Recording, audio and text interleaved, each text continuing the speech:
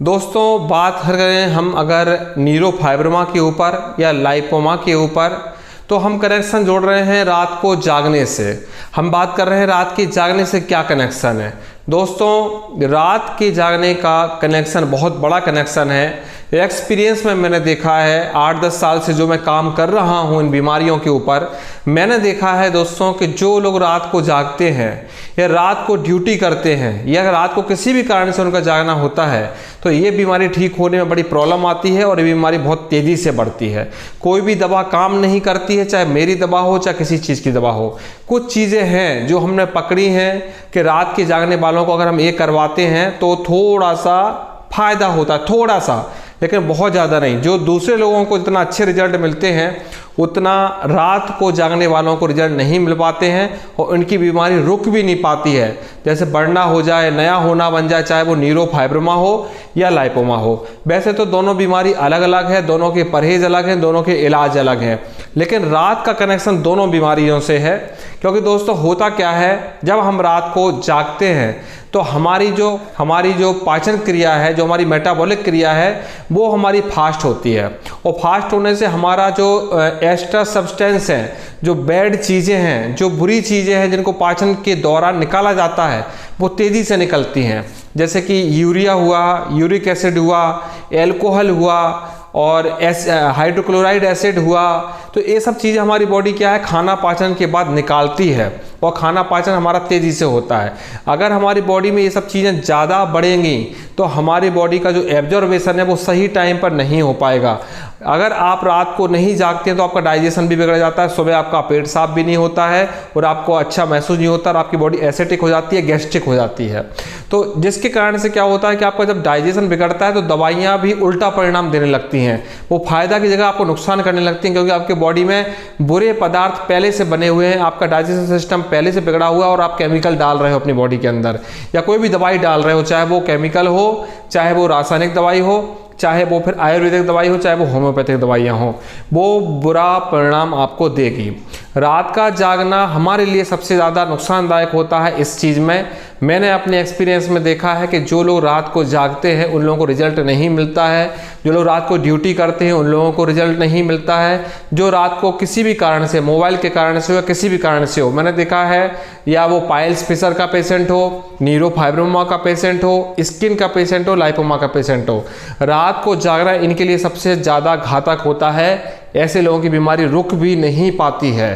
बार बार पेशाब जाना रात को, अगर आप रात को जाग रहे हैं और बार बार आपको पेशाब आ रहा है, इसका मतलब आप समझिए कि आपकी बॉडी का जो मेटाबॉलिक प्रोसेस है वो फास्ट है, आपका एब्जॉर्बेशन नहीं हो रहा है, आपका बॉडी से आपके जो सब्सटेंस हैं, बुरे पदार्थ हैं, वो निकाले जा रहे हैं। तो आपकी बॉडी में जब एब्जॉर्बेशन की टाइम आएगा, मतलब जब अवशोषित करने का टाइम आएगा, तब आपकी बॉडी में कुछ नहीं बचेगा और आपकी बॉडी ड्राई हो जाएगी।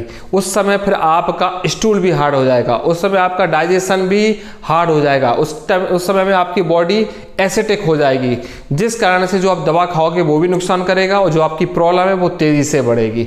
तो आपको इन चीज़ों पे ध्यान रखना है। बहुत से लोग क्या कर रहे हैं कि सर हम 12 बजे तो सोते हैं लेकिन सुबह 9 बजे तक सो लेते हैं, हम 8 घंटे की नींद पूरी कर लेते हैं। तो ये चीज़ नहीं चलेगी।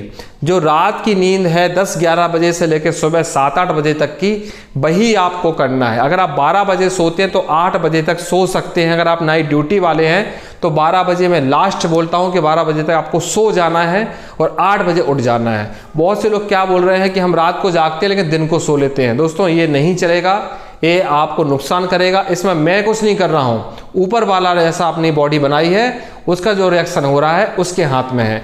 हम केवल बॉडी जैसी चल रही है उसके अकॉर्डिंग हम काम कर सकते हैं, बॉडी को नहीं बदल सकते हैं। तो आप अपनी बॉडी को समझिए।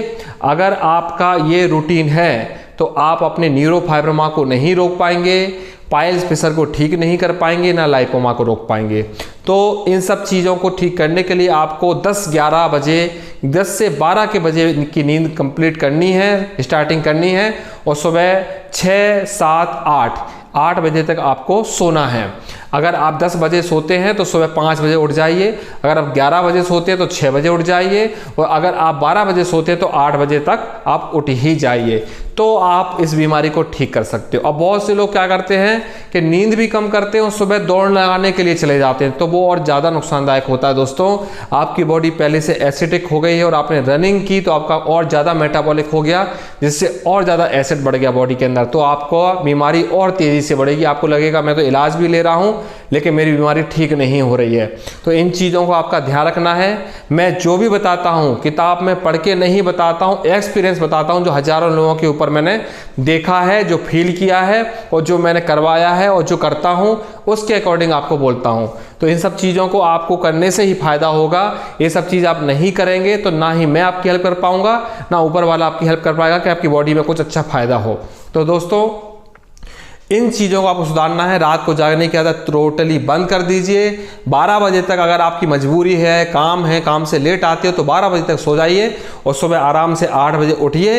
रनिंग, वॉक, एक्सरसाइज आप शाम का करिए, सुबह का मत करिए, क्योंकि अगर सुबह आप जल्दी उठने के चक्कर में ये सब चीज़ें करोगे तो आपकी बॉडी एसिडिक होगी, आपकी डाइजेशन बिगड़ेगा, आपकी बॉडी सही तरह से रिजल्ट नहीं दे पाएगी, एब्जॉर्बेशन दवा का और आपके फूड का दोनों का नहीं हो पाएगा। इसलिए अपनी मेटाबॉलिक जो प्रोसेस है उसको मेंटेन करना है। आपको लोडिंग नहीं देना कि मुझे सुबह 5 बजे उठ के दौड़ ही लगाना है। तो इन सब चीज़ों का ध्यान रखिए। खासकर न्यूरोफाइब्रोमा वाले रात को नहीं जगना, क्योंकि इनकी तो डिसीज पूरी एसिडिक ही है, एसिडिक होने के कारण से ही होती है। और एसिडिक इनकी बॉडी में ऐसा सिंड्रोम है कि वो स्किन के अंदर एसिड जाता है और स्किन के अंदर एसिड जाने की वजह से ही प्रॉब्लम होती है। तो इन सब चीज़ों का ध्यान रखें। भले पाइल्स फिशर का भी पेशेंट हो तो भी उनको प्रॉब्लम होती है। मैं जो इलाज कर रहे हैं मैं उनको बताता ही हूँ। और लाइपोमा वालों के लिए विशेष है क्योंकि उन लोगों को भी रिजल्ट नहीं मिलते हैं। इसलिए नाइट का बहुत बड़ा कनेक्शन है लाइपोमा, न्यूरोफाइब्रोमा और पाइल्स फिशर में।